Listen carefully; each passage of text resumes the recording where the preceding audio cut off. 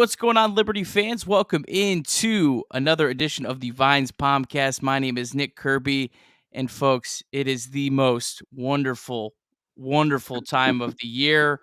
We have got a massive guest on the show with us tonight to talk about all that. But before we get to him, let's check in with our guy, the Reverend Will Matthews. What's going on? Man, I love our theme song coming in. I'm just over here like bouncing, getting pumped up for the ASUN Tournament to that music. Yeah, absolutely. Yeah, it was whatever was royalty free. So thanks to whoever did that. So we won't get taken down. But good to see you, Will, as always. Without further ado, this is the TV voice of the Liberty Flames.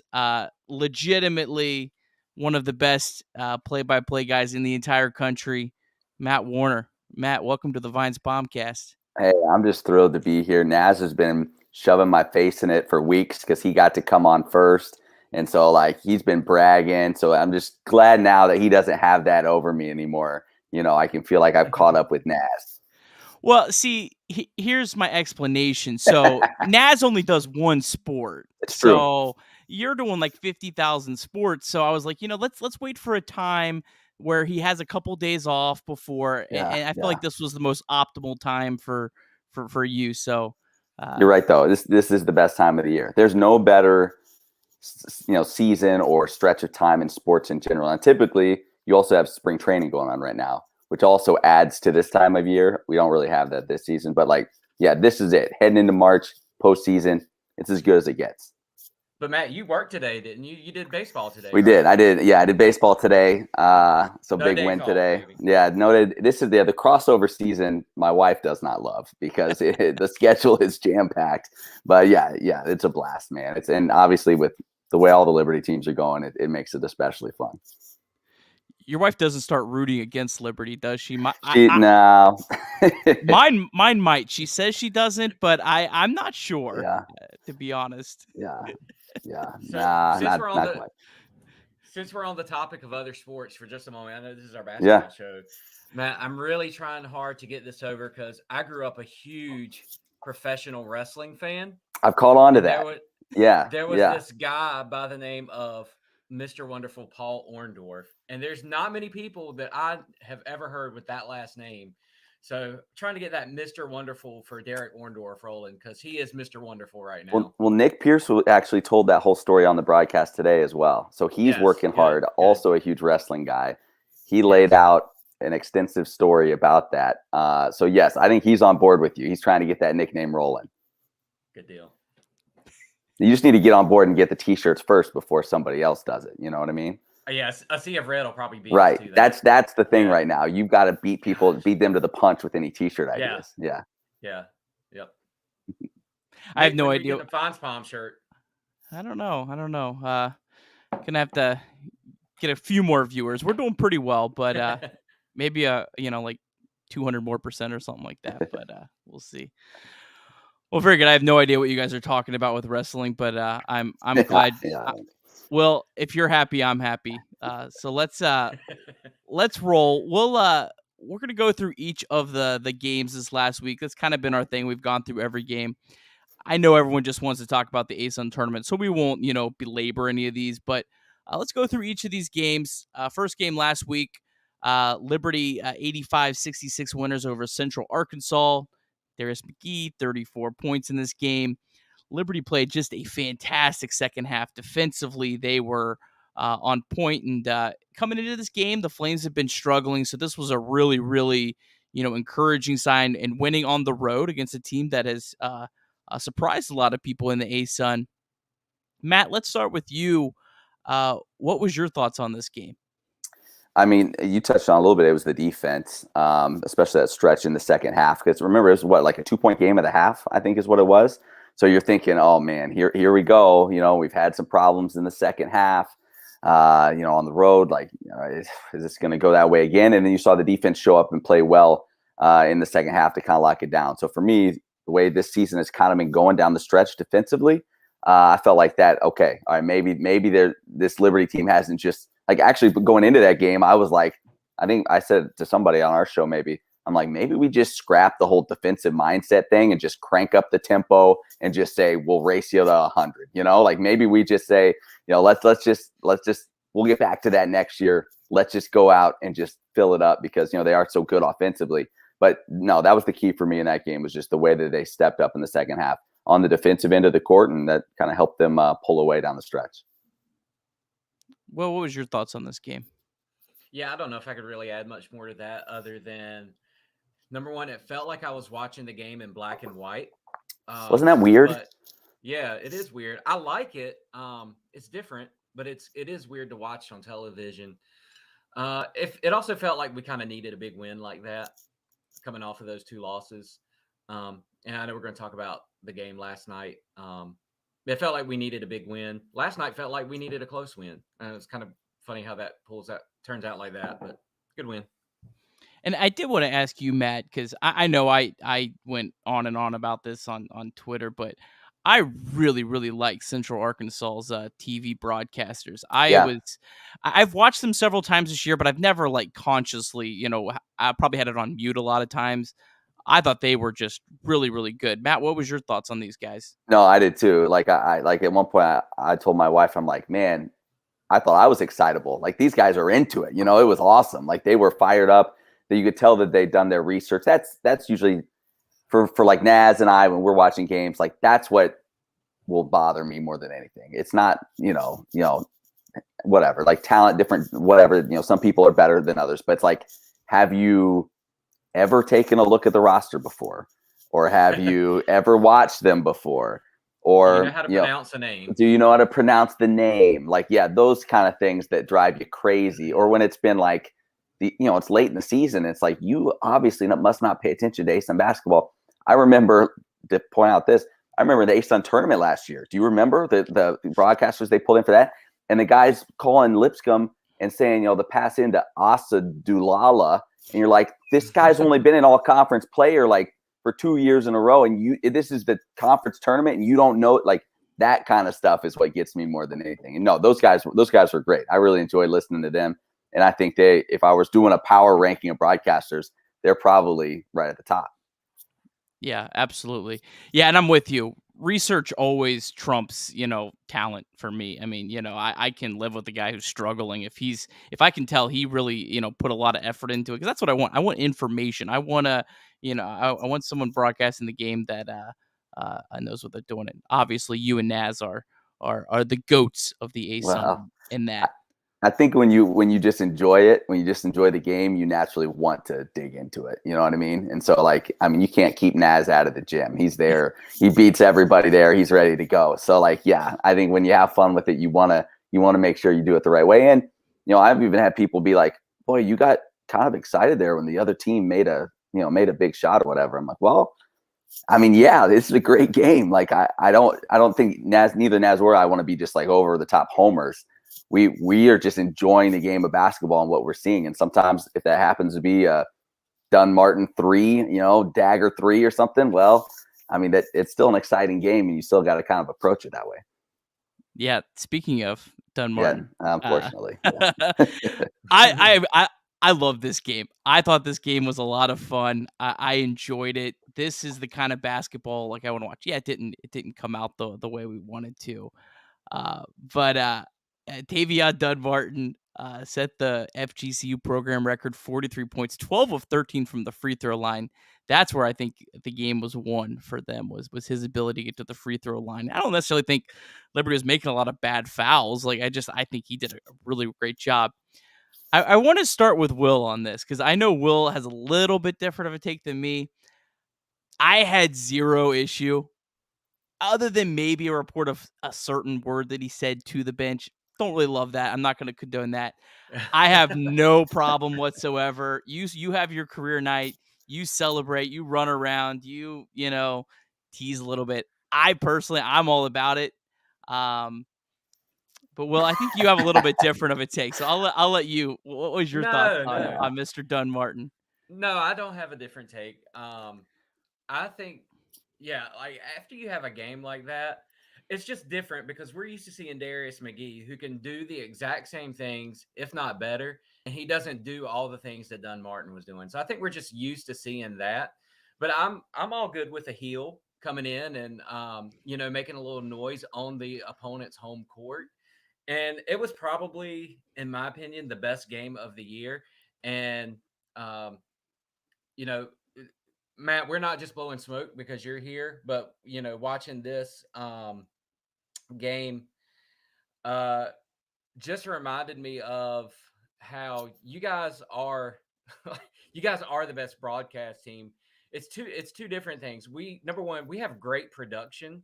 Yeah, for sure. So the best in the league, but you could have a bad broadcast team to go with that, and you're like, it's still just a bad broadcast team. But you guys are the best broadcast team. So it was just a lot of excitement watching that game.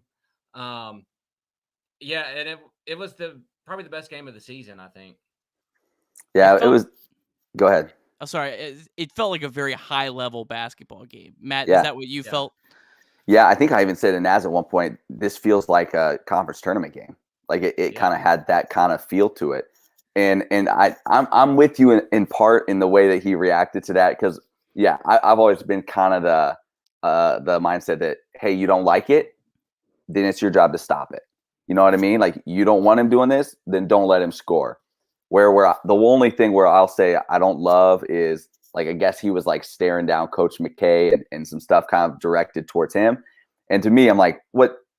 He's not coming out to guard you. Like, why? Like, forget him. Like if you want to give it to the crowd and to some of the other guys, like players, I'm all fine with that. When you start kind of trying to like eye up the coach and give him looks and stuff, like, he's not. What's he gonna do? You know what I mean? Like, so that part I didn't love. But yeah, I mean, just the intensity in the building. You could just feel it ratchet up there down the stretch, and it was. Unfortunately, Liberty came out on the wrong end, but man, he put on an absolute show, and Liberty did everything they could. Like, they threw everybody at him.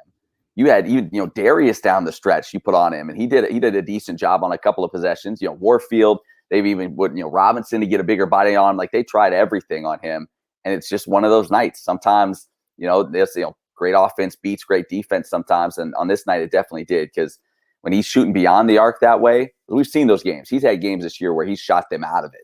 In fact, the game prior, I think he was 3 for 19. So he can do that. But when he's shooting it well from beyond the arc, I'm not sure how you defend him, because he is so quick off the dribble, similar to Darius in some ways. And we saw him, the ability to get to the free throw line and knock him down. Like, no, it was a performance that, like, people will talk about for a long time. Nick, don't you think he came into this game with a little bit of a chip on his shoulder? That first game, Liberty shut him down. I mean, it wasn't like late until the game until he actually had a basket. So it was almost like he took it personally, and maybe that's why he was chirping a little bit too. Yeah, I mean, he was really bad in that first game, and Darius was as good as he possibly could be. So I mean, you're coming into this game with everything against you. So I think he got tired of hearing, like, there were all the Twitter love for Warfield, or no, it was for Van Zandt after that first game. But Van Zandt, shut him down, all that stuff. Like, you want motivation? Yeah. It was all out there, because Van Zandt did shut him down, for the most part in that first meeting. So yeah, it was fun to see. I mean, that kid's a competitor. He is, and to see him in person, like, Darius isn't a big guy, but Del Martin is noticeably smaller, I thought, in person than even Darius is. Like, he is a tiny dude. And to see him dominate the way he did was pretty impressive. Yeah. He was actually only 5 for 15 from 3 in the game. I like when the game felt a lot better than that, didn't it? When the game ended, yeah, I was just kind of looking at the stats. I was like, he was 5 for 15. I was like, I would have thought he was like 8 for 12 or something. Yeah, it felt but it was the free throws. I mean, just when you get to the line and you shoot at the percentage he is, that you can't beat that as an opponent. And Liberty did not shoot well in this game themselves. But yeah, this is fun. Certainly wouldn't hate seeing this matchup again in the ASUN tournament. Maybe the ASUN championship. We'll talk about how that could potentially line up. Yeah. That was the first thing I said to Naz after the game. It's like, I hope we get to see them again. That just feels like the way those first 2 games went. Like, you need a third. Like, you need to see each other one more time. Yeah, absolutely. And one more comment on this. I don't love comparing Darius McGee to Dunn Martin, which I don't think, Will, you were doing. Darius is his own dude. He plays the game his style. He's more of a quiet, competitor, and that's fine. Like, I don't like putting these guys, you have to act this way, you have to act this way. Let these kids have fun, let them play, let them celebrate if they want, let them not celebrate if they want. I don't think it necessarily, makes it one to the other. But I don't know. I love Marshall Henderson, so I'm just a heathen when it comes to Yeah. basketball watching. So Yeah. don't Yeah. take it from me. The next one, Liberty Kennesaw. Me and Will, we did a post game show, so we won't, go too far into this. But Darius McGee, I mean, I don't know what more you can say. I think he had 36 points from halftime and through overtime. Just was incredible. Literally put the team on his back.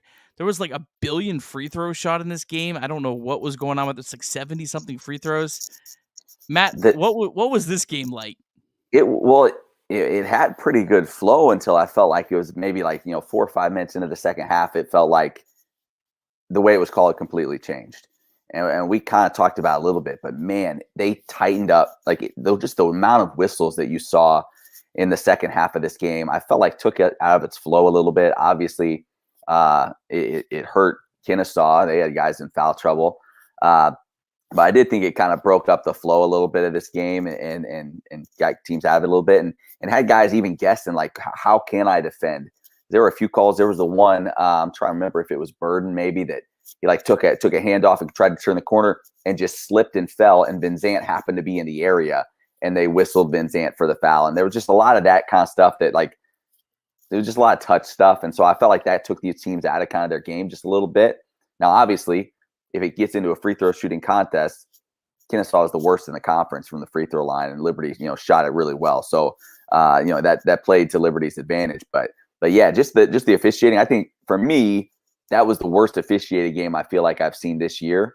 I can't think of another game for Liberty where I was like, boy, that was just brutal. There have been some calls here and there, but there was a lot of calls. Even the call that I think it was in overtime where Darius, they said stepped out of bounds, and the replay showed he clearly didn't. Like that could have been a game-changing call right there. And there was just a number of ones where you're kind of going, I didn't really see that there. And for both sides, I'm guessing both coaches, just from their reactions, were a little bit frustrated because they just didn't know how do you play defense? How do you guard these guys with as many whistles as they're blowing right now? Yeah, I think this game was the highest free throw rate for Liberty since like 2019. So Liberty's not a team that gets to the line a lot. So I don't know. I hope some of that is actually was some things they were doing. I don't know, because the game was so choppy. I hope that Liberty is finding ways to get to the free throw line more, because that is huge in these conference tournaments. And I know we've kind of harped a little bit on times of some of Liberty's free throw shooting, but they're actually a pretty decent free throw shooting team, especially the guards. So I think if Liberty can get to the line a little bit more, I think that will be a huge advantage. One more point before I pass it off to Will. Kind of thinking back on this after I got a little bit of time to digest, it just was like, okay, wow, that's Darius McGee. We're going into a conference tournament. That's the guy that can carry you. And you can't expect this every night. Right. But I think it was a good thing for him to kind of have that moment going into this, and for the team as well, just to kind of have that confidence. Doesn't really matter what we're up against. We have the best player in the conference, in this tournament. Will, what was your thoughts? We might have lost Will. Matt, you got any other? Nope. Is he coming back? Well, I'll just say this. Darius McGee. Oh, there we go. You good? You back? Go ahead. Yeah. Well, I was just say I think the play for me though was that Van Zant steal, because none of that even has a chance to happen if Van Zant doesn't steal that inbound pass, and because you'd had Darius kind of tried to draw contact on that previous one, didn't get the call, didn't finish, and you're thinking 7 seconds left. I mean that might be it. All they have to do is get it in, and they have a chance to steal it from the line. But that steal obviously then gave us the opportunity to send it to overtime, and then credit Darius for everything he did after that. He just put the team on his back. Yeah, thanks for bringing up that. Yeah, that's exactly steal. Yeah. Yeah, that's what I was going to say, was that steal JVZ really stepped in, because that drive that Darius had that would have won the game. It was kind of an ugly like toss up to the basket. Like there wasn't really anything there. But I was gonna say it's kind of like that Central Arkansas play-by-play announcer said, Darius McGee, are you not Are entertained? you not That's kind of how I entertained? felt. Yeah. Yeah, that's kind of how I felt watching that whole thing. Just very entertaining. Just he's I'm gonna miss watching him play next year for sure. Isn't it so bizarre though? Like I keep catching myself because it just Liberty offensively just looks so different than what we've been used to. Like I can't tell you how many possessions we've seen where it's just like Darius brings it down. Darius just kind of probes for a little bit, and then he tries to take it to the basket or a step back three or whatever. And whereas before you would see a lot more ball movement, you would see a lot more player movement at times. It's weird. It's weird to me because Liberty does look different offensively that way. Now, obviously, you're not going to argue with it. And Darius is probably the only guy that Richie McKay will ever give the green light to like this, like ever again. So, but you understand why he does it. But I'm just curious, like compared to those great teams that we remember from a few years ago, and to what this team will become in the next couple of years. Like, I just think this year is going to look completely different in terms of what they're doing than what it will look like, another year or two from now. So it is like, enjoy it. We're probably never going to see anything like this again because there won't be another player like this, and Richie McKay is not going to give him the freedom like he's given Darius this season. Yeah, that's a great point. And hey, I'm still holding out hope he comes back next year. So I don't know. Maybe I'm naive, but I'm not until I see he's officially gone. Yeah. Doesn't use that extra year. I'm gonna keep holding out hope. Yeah, Darius McGee, man, what an incredible player, and I'm excited to see what he can do. And that leads us to the ASUN Tournament, the best time of the year. If you're watching, I do have the bracket up. Matt, I didn't ask this before. I'm assuming you are not allowed to make any predictions on this, correct? Oh, I can make any predictions I want. I think I'm fair. I think that's fair game. Yeah. Is it? You're not like that. You're not like the ESPN college football guys. Kirk Herbstreit's different. Yeah, Kirk Herbstreit, he may not want to, but yeah, I think I can say anything I want. Let's go. All right. Well, let's run through these quarterfinal matchups. Let's start with quarterfinal. I'm sorry, round one matchups. Wrong one. These round one matchups, and we'll just run through this whole tournament. So, the first game is at North Alabama, Florida Gulf Coast. Florida Gulf Coast is an 11-point favorite according to KenPom. I'm assuming we all feel pretty confident in Florida Gulf Coast right now in that game. Yeah, for sure. And North Alabama, I mean, I know everybody said there's not a bottom to the league this year. Like I've heard coaches say that, there's no bottom. If there's not a bottom, North Alabama's right there. It's been a struggle for them this season. Yeah, I would say they're probably the only team that I don't think could get a win. Now, you never know. I mean, it is one game and done, and we've seen some crazy things. But yeah, I feel pretty confident in that. Will, you don't have anything different there? No, yeah, Florida Gulf Coast. All right, so Eastern Kentucky, Kennesaw. Kennesaw is a 5-point favorite in this one, just simply probably because they're at home. Eastern Kentucky, man, they've been that team all year. We've been saying, oh, that's the team you don't want to face in the tournament, and then they've just never done anything. And then what do they do the last game of the year? They blow out Bellarmine. So I have this game, honestly, I have both of these teams. I feel like their variance game to game is so high. I feel like I'm taking Kennesaw just because they're at home, but that's really my only gut on this. So here's one thing on this is we saw Kennesaw State shoot the three much better against Liberty than they do, traditionally throughout the year. What they make? Do they make 15, I think, on Saturday? And they only make, 7.8 per ball game, throughout the season. So I wonder if they come back down to earth a little bit that way. And Eastern Kentucky, we know they're going to shoot a ton of threes. They hit 14 of them in that season finale against Bellarmine. So it would not shock me at all if Eastern Kentucky comes out. If they get hot behind three, like that's it, because I don't see Kennesaw shooting it that well again from beyond the arc like they did against the Flames. And Kennesaw, remember, like while they're getting better, like they've never had postseasons. Like this is it. Like they've never had postseason success Like they've never gotten to experience this and really be a contender. So like it's a little bit different pressure. I'll be curious to see. I love what I saw from him Saturday, but it wouldn't surprise me at all if Eastern Kentucky came out and pulled this one out. Yeah, I believe this is their first time ever hosting a conference tournament game. Now, I know the ASUN used to do neutral sites, so some of it might be Yeah. that, but It's their first hosting any playoff game or postseason game since like 2004 when they were a Division II team. wow. So it's been a long time. Yeah. So yeah, that's great. You want that, but now it's kind of like you feel that pressure that you never felt before. Yeah, absolutely. Real quick, Matt, we did get a question here from our guy Chad, talking about, is it an intentional thing, where you don't come across as such a homer? Is that an intentional thing that you try to do? You kind of talked a little bit earlier on it. It is. Yeah, it is. And that is, and that's actually kind of a Liberty broadcasting thing that we've kind of decided really since I've been here. That's kind of been the goal is we want it to be more like a real ESPN broadcast where we play it down the middle as much as we can. And obviously we're around this Liberty team more, so we just naturally know more about them. And so that may come out within the broadcast itself.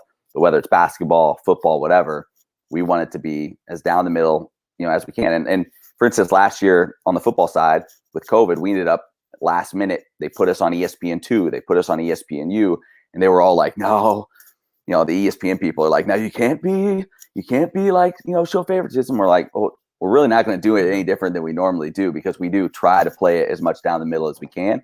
Because, for the fans of the other teams that are watching too, we want them to enjoy the broadcast as well and not think that we're not credible and not think that we're, legitimate broadcasters because we're so over the top rooting for our team throughout a ball game. We want to just do both teams, justice as best we can. And yeah, that's kind of something we always talk about and we try to do as best as we can. Yeah, and I think we felt that with Central Arkansas, how great that can be on the other right. end. So, Will, what's your thoughts on this Kennesaw State EKU game? Yeah, I picked Kennesaw State just because I wasn't sure. Like I didn't know. I just kind of felt like it was a toss-up. Went with the home team, especially after seeing the way they played against Liberty. But like Matt said, that might have been their best shot, and Eastern Kentucky can come out and just run them off their home floor. So I just went with Kennesaw State. But that game right there is maybe the most intriguing to me out of all of these. That 4 and 5 seed right in the middle. Yeah. If I'm in doubt, I just go with the home team, which is exactly pretty much what I did in the next game too. Central Arkansas Stetson. Stetson, I mean, they beat Jacksonville State, but they've had a pretty bad year other than, that, and they put a good game against Liberty. Central Arkansas is a 2-point favorite. Central Arkansas has had really an incredible season. I mean, seriously, this team was picked dead last, and they were a 3 seed in this tournament. So, ton of congrats to them. I don't know, Matt. Let's start with you. What's your thoughts on this one? Stetson has been just a disappointment, really, for the past 2 years. I thought you go back to what was Perry and Jawara's freshman season. I thought this team was going to be a force.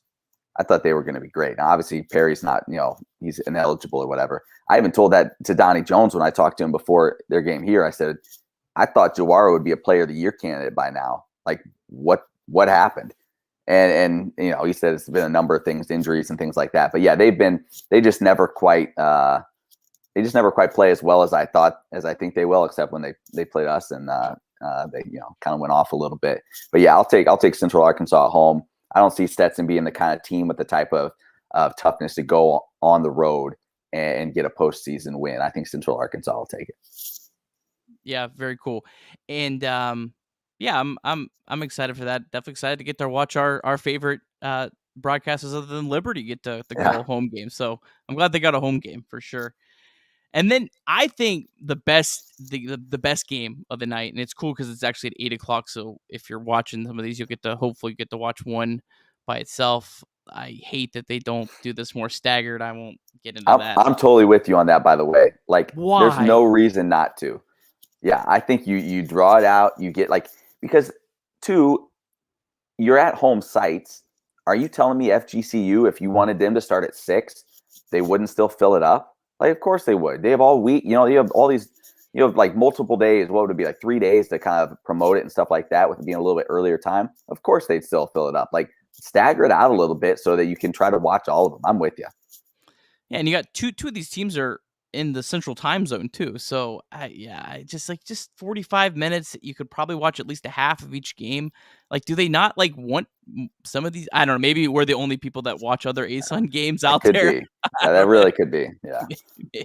Maybe we need to find something better to do with our time. I don't know. But yeah, that's whatever. But anyway, so Lipscomb is the favorite in this game. I do not feel like they're the favorite in any shape or form. North Florida is playing really, really well. I picked North Florida in this. Lipscomb is still at home, though, so you always have that. Asajla, what is he going to do in this tournament? He put them on their back a couple years ago, so you never know. Matt, what's your thoughts on this one? Yeah, I think the X factor in this game is going to be Trey Benham. And I think he scored over 20 in 2 of their last 3 games.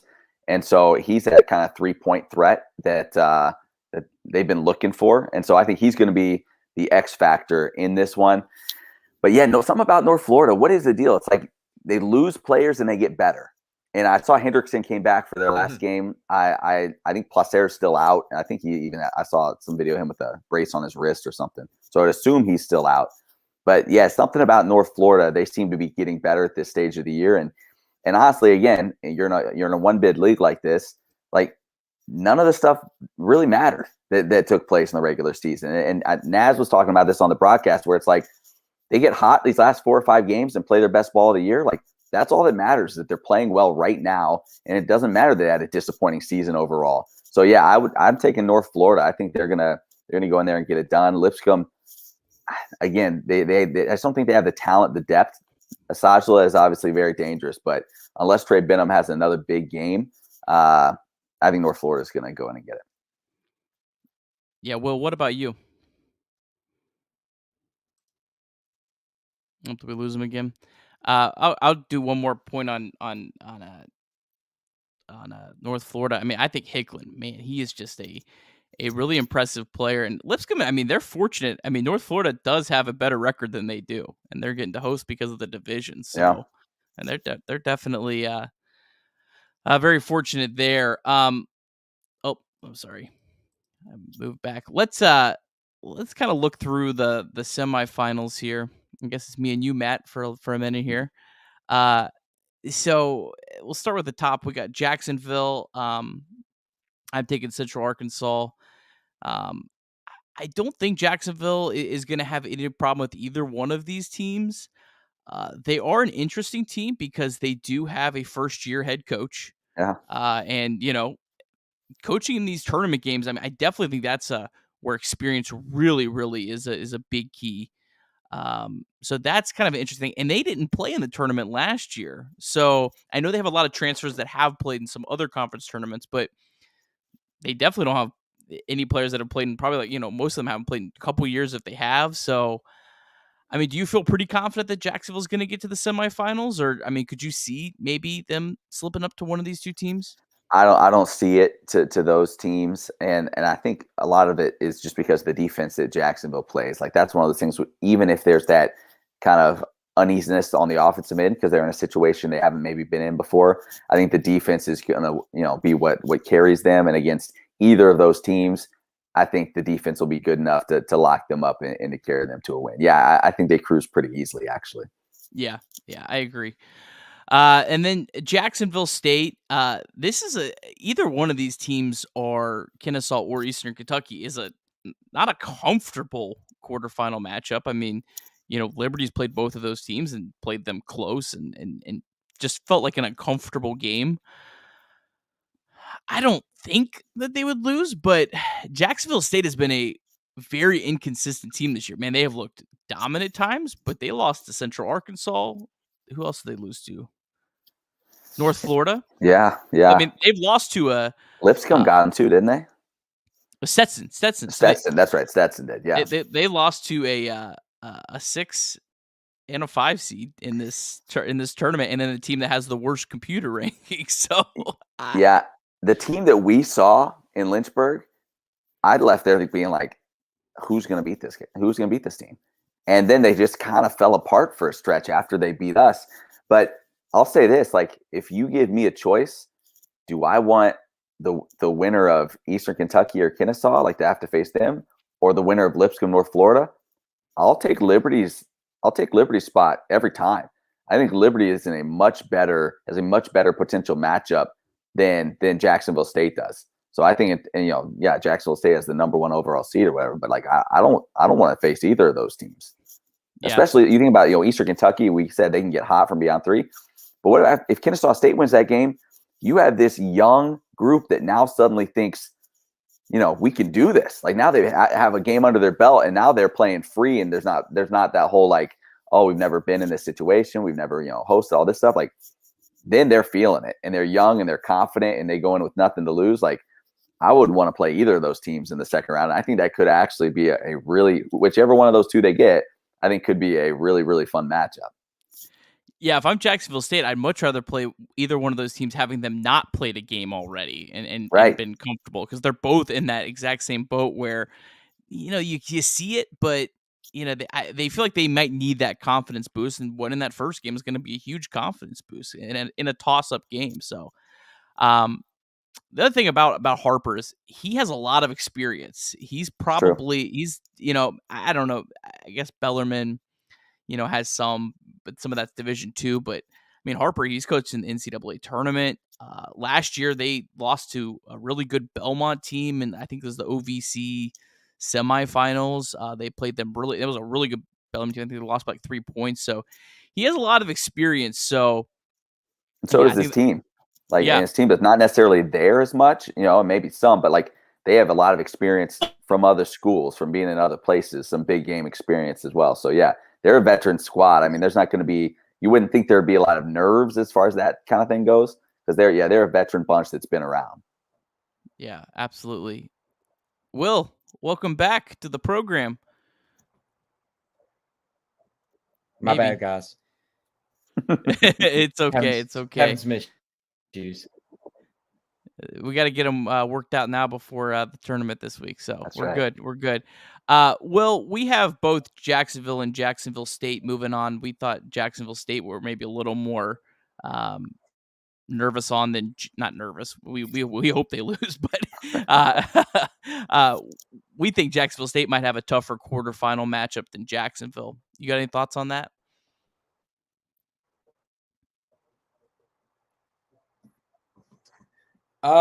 Yeah. So going back to the opening round, there's always like a crazy upset somewhere in here. I actually picked Stetson to be the upset team. Actual reason behind it. Maybe that would be one of the teams. I think Jacksonville, just because of their defense, is a better team. I don't know what y'all feel about that. I'm sure y'all have already went over that. Yeah, I think Jacksonville's defense, I think it's overrated some, but I do think it's going to really stifle either of those two teams that they would play. I don't think Jacksonville's defense necessarily is good enough to, on its own, beat the Jacksonville States and the Liberties, but I think some of these teams that aren't as skilled offensively, I think it can really, really stifle them. All right, so let's move down to the bottom of the bracket. Florida Gulf Coast Bellarmine is, we assume, going to happen. This would be, I think, the most fun matchup. I really like Florida Gulf Coast in this matchup. Bellarmine is not playing very well right now. Florida Gulf Coast is playing very, very well right now. They just beat Jacksonville and Liberty, this week. That's a heck of a week going into the tournament. And I know momentum can be very, very overrated in these things. Remember, these are one game things. So I don't want to get too much into the momentum, because momentum can be stopped pretty quick if you miss your first 4 3-pointers. It's over. I don't know, Matt, what's your thoughts on this? I like Florida Gulf Coast a lot in this. I hope I'm not just drinking into the Kool-Aid after just seeing them. I feel like I'm almost kind of getting trapped into them, but I really like them here. No, I'm the same way. I like them a lot, and you have a guy. First off, you have the Kevin Samuel kid, who's another level big and an impactful player that is it's just tough to handle. Not just on the offensive end, but like he affects the game, I think, so many ways defensively as well. Whether he blocks your shot or not, you're just always looking for him, and you always assume he's right there. And he's a big time force in the paint for them. And then obviously you've got Dunmartin and what we know he can do. Yeah, I think the way they're playing right now, it would not surprise me if they just roll through their first 2 games. If they won both by double digits, I wouldn't be stunned at all. They're playing so well right now. Yeah, I'm completely with you on that, Will. Yeah, it's all about when you peak, right? And Florida Gulf Coast seems like they're at that point. Play their best basketball of the season going into the tournament. That's kind of what you want. Well, and listen, don't they come in and beat Liberty, like just what that does for a team in terms of the confidence. Like they probably think right now they are the best team in this conference. You know, if you go and take down the Flames on their court, like you're thinking, why we should win the championship. And so I mean they're riding high right now. And when you have a guard that can get hot like Dunmartin, if he's confident and feeling like that, like I think they're going to win their first 2, and they're going to make a lot of noise in this tournament. Yeah, and I think we all had North Florida Liberty. You know, North Florida's a team that, I mean, Liberty's definitely better than. I mean, there's no debate. You know, looking at the rosters and all that kind of stuff. But North Florida, I mean, they shoot, I think, the same amount of threes as Liberty in conference, but I think it's like the exact same amount of percentage. And that is the one thing that my guy Kim Pomeroy says. If you're looking for an upset, don't necessarily look at the 3-point percentage. Look at who attempts the most. And the teams that attempt the most, those are the teams that are the most likely to pull an upset just because they can have a hot night. And when you shoot a bunch, you know, it can. So they're a scary matchup. But I still feel pretty good, especially at home. Matt? Yeah, they are scary. Like I could see this being a Liberty wins by 20, or it could be like a 1-possession game late. Like it could go either one of those directions, and neither would surprise me. It'll be interesting. You know, I was thinking back today, like Liberty, you think back to a few years ago, you'd run into those, you know, who are the top scorers in the conference. You know, I think it was Zach Cooks with NJIT or some guys like that, where it was like, oh, you know what their average is coming in? Liberty's going to hold them below that. Well, we've hit this stretch now where it's like Hicklin goes off, Johnston goes off, Dunmartin goes off, and suddenly you've got these guys that are at the top of the scouting report. They're some of the best scorers in the conference, but now they're finding success against the Flames. And so that's worrisome. And could Hicklin have another kind of game like that against the Flames? Yeah, I mean, maybe the way it's kind of been going, some of these guards have been having success against Liberty. But honestly, when it gets down to it, tournament time, seeing them for a 3rd time now, I just have a hard time believing that Liberty's not just going to take care of business on their home floor. Yeah, they're scary. Yeah, they can do some things from beyond the arc if they get hot. But I just can't see them coming into the Liberty Arena and coming out with a win. I just don't see that happening. I wonder who's the last team that beat Richie McKay twice in a season. It hasn't happened in the ASUN. I mean, it's back. So that's kind of would it be a Radford? You think? Yeah, from the conference championship, and they probably got us earlier in the regular season there, maybe, or something like that. Yeah, probably. That's kind of an interesting thought. You know, I almost kind of want to play a team that's beat Liberty because Richie doesn't lose very often twice, especially with kind of the roster. Well, what's your thoughts on a we assume a North Florida Liberty matchup? Yeah, I like North Florida. Matt, because you and Nick weren't there, but there was a lot of chatter going on Twitter about kind of the student section at that last game and them kind of being not showing up. And to me, like, I mean, it's so good on TV, but I wasn't, at the arena. This would be the first, playoff game, tournament game at Liberty Arena with fans there. So how much of a difference does that make in this first round for Liberty? Yeah, I mean, you hope they show up. Yeah, you said it. Like the student support has been disappointing. It has, and even the crowd ended up being decent on Saturday, but it was also like a late arriving crowd because I mean you probably saw some of the pictures when senior day those events were going on. Like it was empty. Like there was hardly anybody there, and that was really disappointing. So the other thing I believe with the conference tournament, like students don't just get in, with their student pass anymore. It's not like that. Now I think Liberty may end up doing some things to kind of help, get tickets for students and all of that. But the bottom line is they haven't been coming like you would expect. And with the winning that Liberty had over the years, with the success, the new building, a once in a lifetime player in Darius McGee, like I don't know what else you're doing in Lynchburg and why you're not in the building. You know what I mean? Like there's no better show in town. So yeah, I don't know. One thing I will say with Liberty students that I've seen over the years and noticed, it's like when it is a big game or like a high profile matchup, then it's like, okay, now we'll show up. So maybe come tournament time, we'll get a little bit more buzz in the building from them. But yeah, it's been, compared to what I guess I expected in the new arena, and you'd hear, oh, this one's sold out. And then you look around and be like, is it? Like that you hope they show up because this team, they deserve it. And you hope you can create that kind of home court atmosphere that they deserve. And you don't have to get as much of the coaches turning and like urging like the crowd on, like now's the time to stand. Now's the time to get into the game. Hopefully you start getting a little bit more of that happening on its own and create that kind of atmosphere. Yeah. I mean, this team may have, 10 losses this year, but this is still easily a top 5 Liberty team of all time. Like, don't take these, these seasons for granted. And thanks, Paul. You stay as loud as you can. Paul, we appreciate you. Yeah, I hope it's rocking. You could feel it at the end, even maybe for a crowd that was maybe a little disappointing. You could feel it at the end of that Kennesaw game, really lifting the team, and that's huge in these conference tournaments. Chad has a question for you, Matt, about since you will be calling a game. We don't know who they're going to be playing. What is the phrase we can wait to hear you on the call?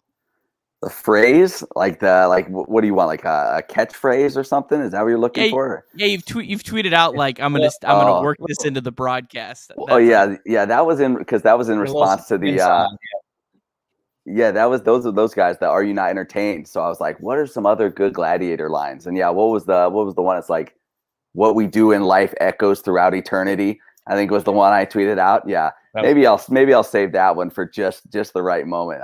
I'm not sure, but yeah, no, Darius McGee's probably given me a few moments where I could have broke that one out this year for sure. Awesome. And I have had people though that like friends that will text me during games sometimes and be like, hey, work this word into the broadcast, or hey, we're watching, say this phrase. So yeah, so there've been a few times I've had to try to mix stuff in. What a pro. And that Chad did the research for us. Yeah, Radford actually beat Liberty 3 times that year. Wow. So, but yeah, that was the last time. So interesting. All right. So let's get into the semifinals. This is where it gets really weird because they're reseeding, and I think I got clarification from the ASUN. I hope Matt. I think I know what's going on here.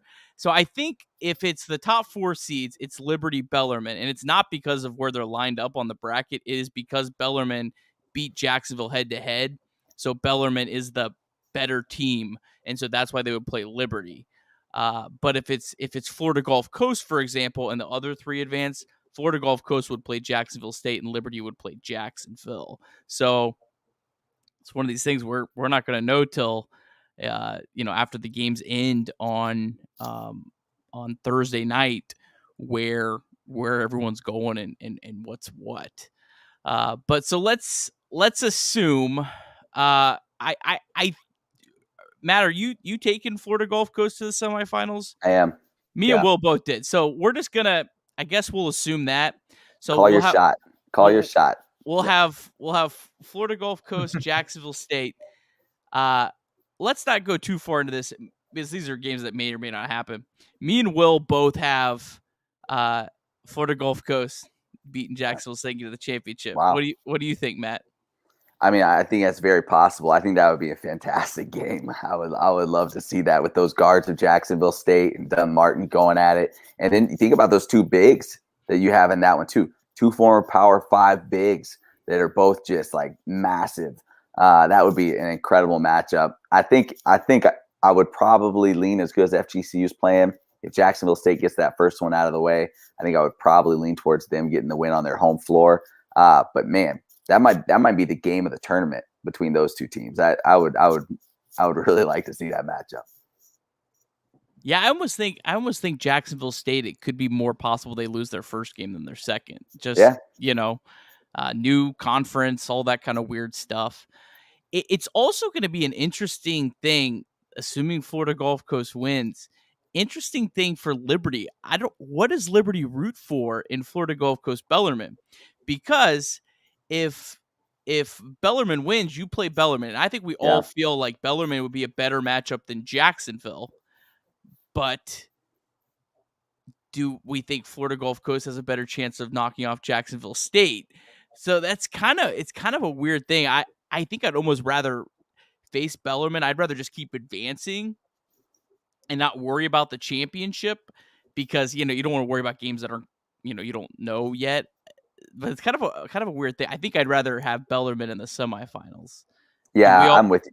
I'm with you too, because they're not a great 3-point shooting team, and typically those are the teams that can sneak up and get us. So yeah, I'm with you. If you get Bellarmine, I feel pretty good about that. Although, like, to be honest though, like Jacksonville, as well as they've been playing, again, maybe it's just having the Richie McKay coach team, them coming here, they don't scare me as much either. Honestly, I think Liberty will be fine against them a third time around. What happened down there, I just don't see happening again.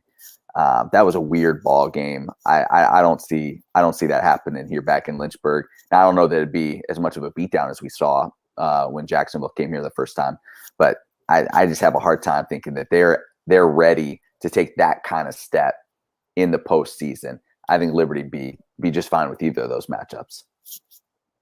Yeah, they have not played as well on the road as they have at home. They were undefeated at home in conference play. So they're definitely, I don't think as good of a team, on the road. So, all right. So me and Will, we're never going to bet against Liberty. We're going to have Liberty beating Florida Gulf Coast in the championship. Matt, though, you've got the Liberty Jacksonville State rematch in the championship game. That would be an awesome game on ESPN. Yeah. What do you think for that one?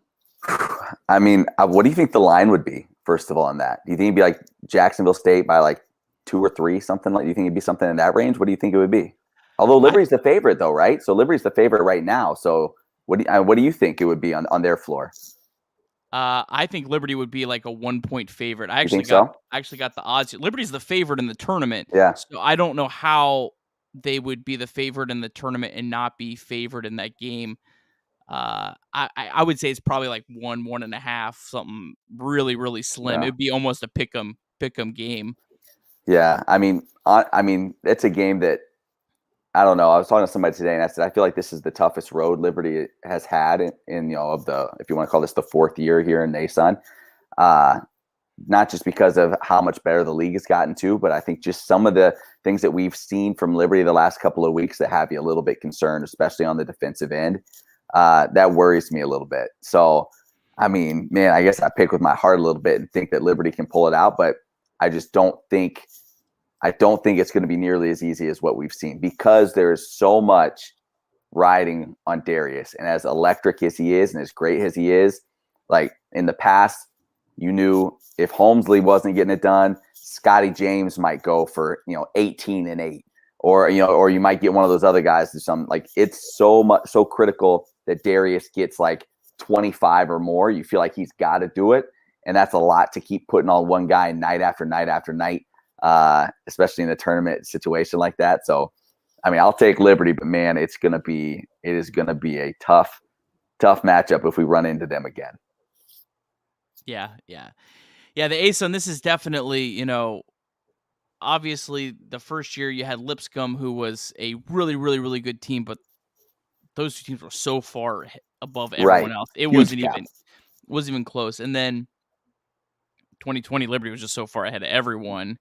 And then last year, I mean, I felt like the gap closed a little bit, but there was still a definitely a floor of the league. And now I feel like the floor is only North Alabama, and that's it. I mean, I feel like I do want to ask, and I know we're going really long here, but I'm curious. We'll start with you. How many teams do you think could win this tournament? Oh gosh, maybe 5 teams. Those top 5: Liberty, Jacksonville State, Jacksonville. I think Jacksonville would. I'd probably put their odds a little bit lower, but Florida Gulf and Bellarmine. I mean, realistically, you could see any of those teams really just kind of getting hot and running through it. Yeah, I would say I would take Bellarmine out. I'm not a believer. I'm sorry, Bellarmine faithful. Jacksonville, I would say they're probably there. I mean, they definitely. I think if like there was some upsets and maybe they got to host another game, that would help. I don't know if I can see them winning 2 road games, but maybe if they only have to win 1, if there's some upsets along the way, maybe. I don't know. I would say Liberty, Jacksonville State, Jacksonville, and Florida Gulf Coast, and then I'd have North Florida as like my dark horse. I don't know if I can see them winning, but I could see them, going on a run. Matt, what about you? I honestly, I think I would only say Liberty, Jacksonville State, or Florida Gulf Coast. Like, I'm looking at Jacksonville. You think about these tournaments, and I always think about, all right, so who's that one guy that's going to take over the game? Do you think they have that guy? Do you think do you think they have that? Is it whether it be like a Kevion Nolan maybe, or something like who's that guy on that side that you think is going to be the guy to kind of take them and put him on his back and kind of be the dude? I don't know. I don't know if they have that just yet. So I would probably just say Liberty, Jacksonville State, Florida Gulf Coast. And if you had to go a deep dark horse, like you took North Florida, I guess I would go like a Kennesaw State, just because of, I think they're they're a balanced scoring team, but they do have a couple of guys that could rise to that. I think a Youngblood could be that kind of guy. And I think, kind of another guy that could get hot and carry you maybe for a game would be a Spencer Rogers. So I think that if I was going a deep dark horse team to make some Cinderella run, that would be the team for me.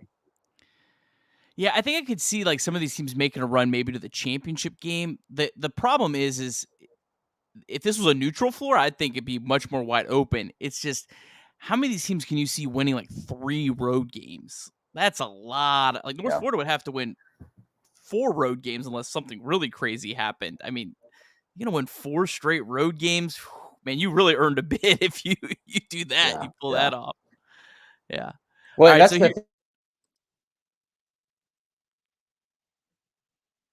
oh, well, I think we lost you again.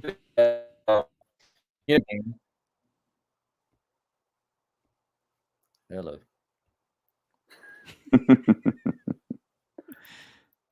Well, here's my picks. Am I live? Can you hear me? You're back. You're back. You're back. Gosh. Okay, good. I was just going to say, that's the thing about the reseeding. I mean, you got a team like Jacksonville who thinks they're probably going to play some road games, and then if somebody gets knocked out, all of a sudden you've got a home game. Surprise.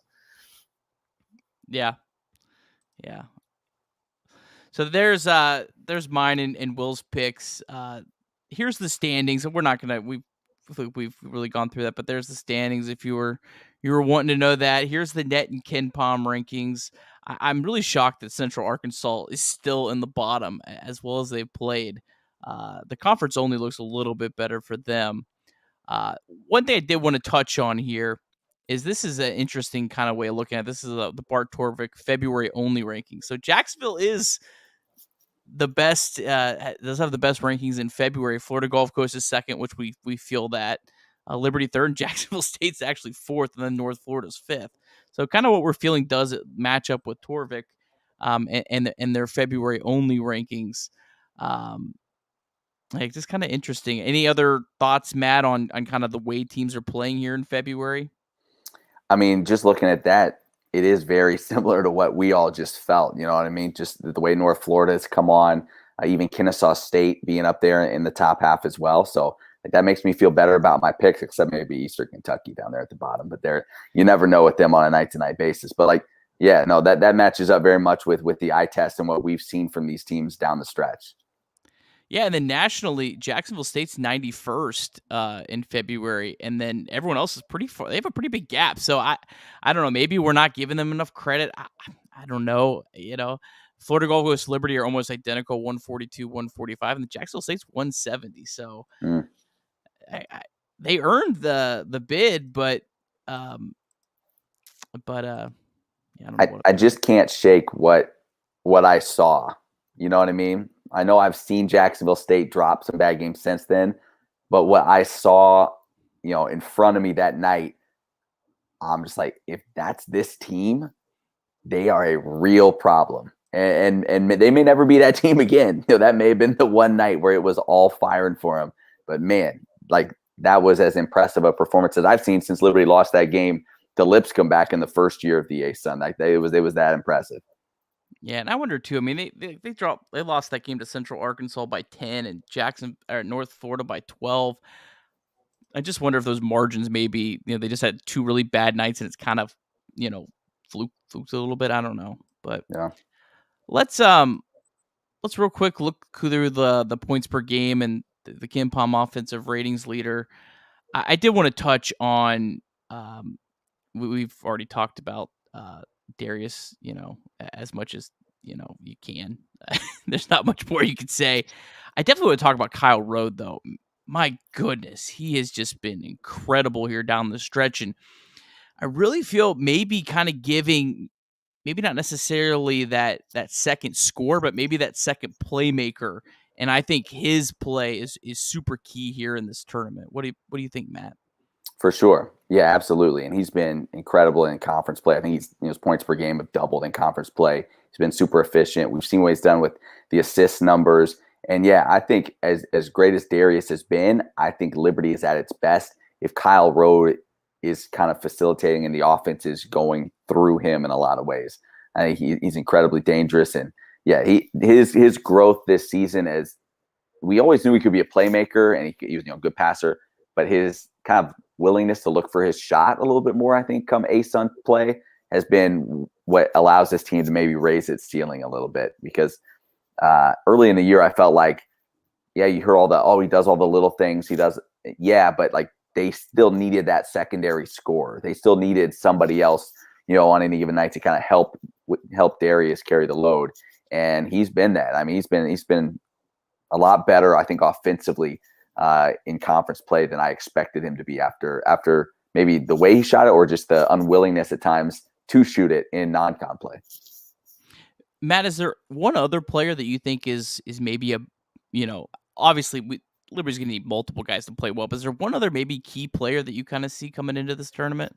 Well, my thing is, I think you kind of feel like now what you're going to get with Kyle and Darius. All you need is one of either Keegan or Shiloh to give you something. And Shiloh, you felt like he's kind of, there was a point earlier in this year where you're like, this guy might be first team All ASUN. Like he's just taking it to another level offensively. Certainly he was shooting out of his mind early in ASUN conference play. He's kind of regressed a little bit here the last week or two. And then Keegan's the wild card too. And Keegan is the guy that you talked to Lenny Acuff, the head coach at Lipscomb. He said, Keegan is the wild card. He's the key. If you keep him from going off, you've got a chance. And we've seen that at times this year as well, wasn't it? I think the FGCU game, he was like 1-9 from the field. So like he's another guy. If you get him going, that takes Liberty to another level. And I feel like with this team and that's why at times I think like maybe Darius sometimes gets a little ball dominant and they need to get some of these other guys working, especially early in the game. Because I feel like if you can get Keegan going early, if you can get a little confidence for him early in the game, it's kind of like a wide receiver getting a couple of catches early to kind of get engaged in the ball game. If you can get him to knock down a couple of shots early, that takes this offense to another level. But then he does have some games too where you kind of don't, and then late he's trying to get involved and it's not happening. So I think he's a huge wild card. If you can get him to knock down a few shots from deep, that just opens everything else up.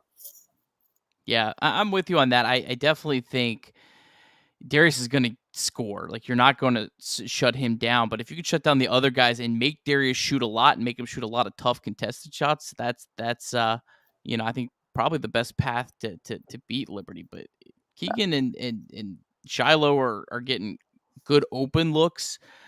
and road as well, I mean, that's where Liberty really becomes a very, very difficult time to beat, especially in a one and done game. Yeah, I don't think you want what you saw against FGCU in terms of Darius shooting it 30 times.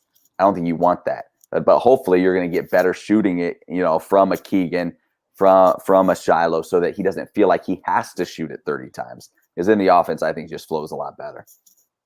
Well, is there one player that you're kind of looking for here in the ASUN tournament? Mm-hmm. Yeah, I was looking at Shiloh. Just because Liberty felt like they were their best earlier in the year when Shiloh was contributing a lot. I was also thinking about that 2020 team.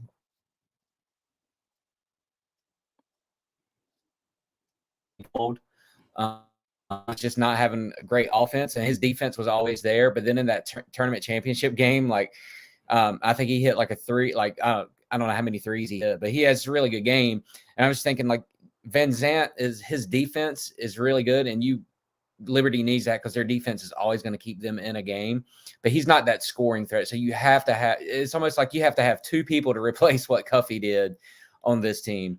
And so for that reason, I'm looking at Shiloh. And, of course, depending on what matchups we get, I think Blake Preston will play a big role in one of those games as well. Blake's my guy. That's my key. I'm a big Blake fan. He's super efficient. I wish he maybe would never dribble. But other than that, his game is flawless. It's just whenever he dribbles, I feel like he turns the ball over. But I think he's going to have a big tournament. I think a lot of these games are going to get slowed down the pace a little bit more. And I think he's going to have a bigger impact, be able to have a bigger impact. But yeah, I mean, watch back some of the ASUN tournament games last year. He had a massive game. It was the huge part of that comeback against Stetson in the semifinals that ended up getting Liberty into the NCAA tournament. What was that win? So yeah, I'm a big Blake Preston fan. I know, he sometimes gets a little bit of a tough rep.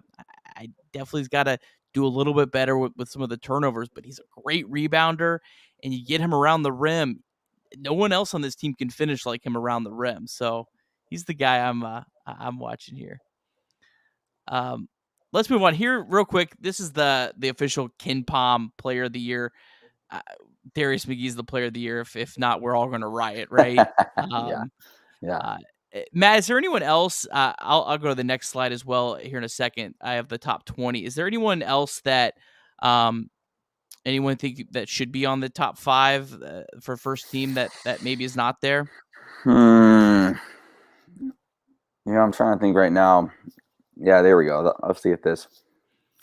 I don't know. I do feel like you get a lot of guys that are all kind of bunched together after you get past the top couple.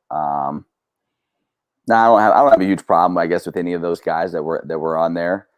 It's man, yeah, I don't know. I feel like there's just such inconsistency that there are guys that you feel like when they were playing well were definitely could have been like Asano Sajla, you feel like should be all conference every single year, but he had some inconsistent play throughout the season, and certainly they did as well.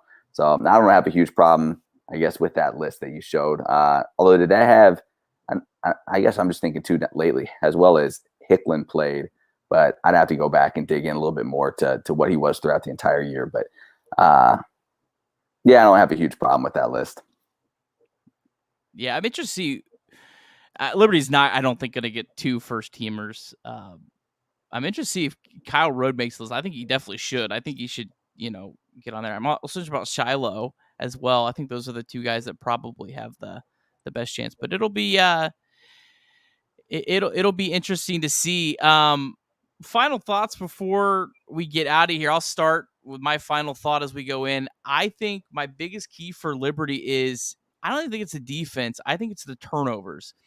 I feel like the more I've watched and paid close attention, I feel like those 2 things are very much tied together. I don't necessarily think Liberty's half-court defense has been as bad as it's felt.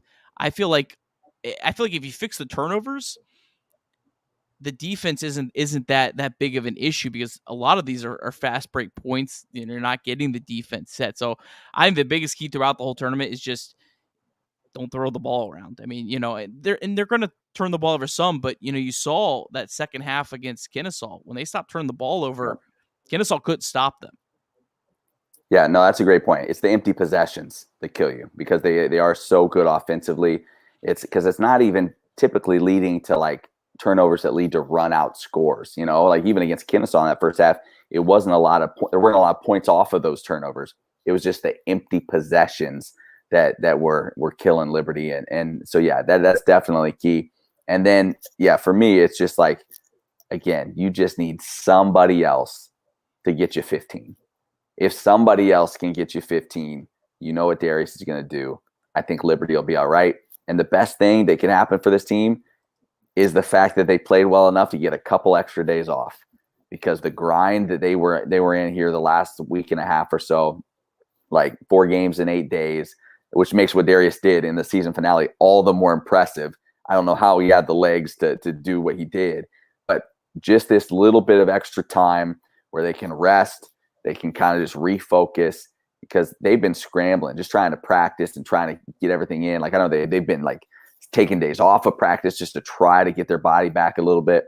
I think the rest is going to be the biggest key for Liberty, and it wouldn't surprise me at all if these couple extra days off, if they come out and look sharper than they've looked, in 3 weeks once we get into tournament play, just because they've had a little bit of extra time.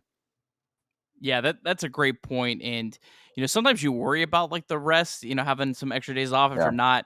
I don't think with this team, I think you'll take whatever maybe minor rust there could be. They desperately need it. And yeah, I mean, I think it's definitely possible they come out and, play their best game of the year with finally having that rest and that reset. And hey, it's a new season. The struggles that they had in February, it's a completely new season.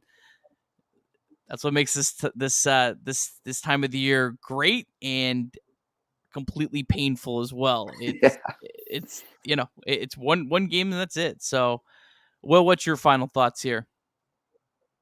Yeah, I don't think Darius gets tired. I mean, I think he's half a robot or something like that.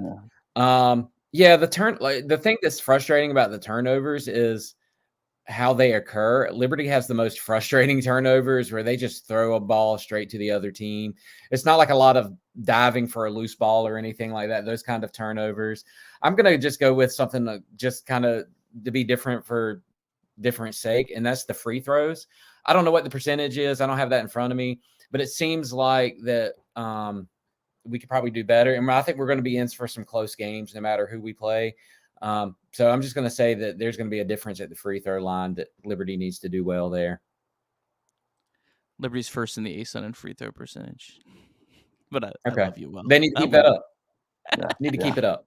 80%. Yeah, no, it has felt like it at times, but I think that the guard play and then Liberty, I mean, lately, really, I think shot well and shot 18,000 threes against Florida Gulf Coast that I'm sure probably ranked their percentage up a little bit. But well, very good. Well, Matt, thank you so much. This was a super long show. That's a blast. It was so much to get to. I'm so glad we got through it all. Thank you so much for doing this, and thank you for all you do for Liberty and just always calling a great game. Real quick, me and Will, we're going to be doing the A Sea of Red pregame and postgame shows for hopefully all of the ASUN tournament games. Hopefully there's more than one, but we'll be on 6:30 Thursday night. Do a pregame show and then we'll do a postgame after. Get some, hopefully get some live reaction in the arena from the postgame show. So we will look to do that. Matt, enjoy the tournament. Appreciate it. Thanks again. Go Flames. Let's get it done.